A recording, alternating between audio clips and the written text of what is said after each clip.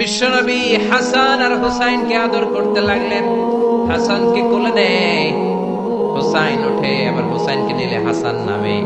বিশ্বনবীর সামনে দাঁড়িয়ে রইল আকরা ইবনে হাবেসা তামিমি নামে সাহাবী।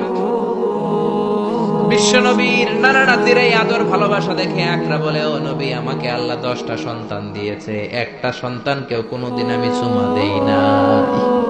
বিশ্বনবী বললেন, বলো কি? মানলা ইয়ারহাম লা ইউরহাম।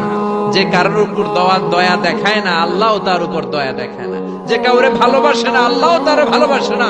যে ছোটদের আদর করে না, সে আল্লাহরও দয়া পায় না। চিল্লা এখন ঠিক কি না?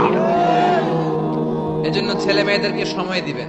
আধুনিক কিছু ফ্যামিলিতে যে সমস্যা, বাবা মা দুইজন চাকরি করে, বাবাও সকালে বের হয়ে যায়, মাও বের হয়ে যায়।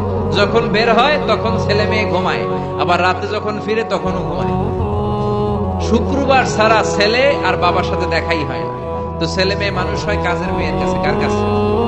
কাজের মেয়ের কাছে। যদি আপনার ছেলে মেয়ে মানুষ হয়, এই ছেলে মেয়েগুলো কাজের মেয়ের চরিত্র নিয়ে বড় হবে, কাজের মেয়ের আচরণ নিয়ে বড় হবে। আপনার আচরণ, আপনার মধ্যে যে ভাব গাম্ভীর্য, ভদ্রতা, সুন্দর কথা বলার স্টাইল, এগুলো আপনার ছেলে মেয়েরা শিখবে না। চিৎকার করে বলেন ঠিক কিনা?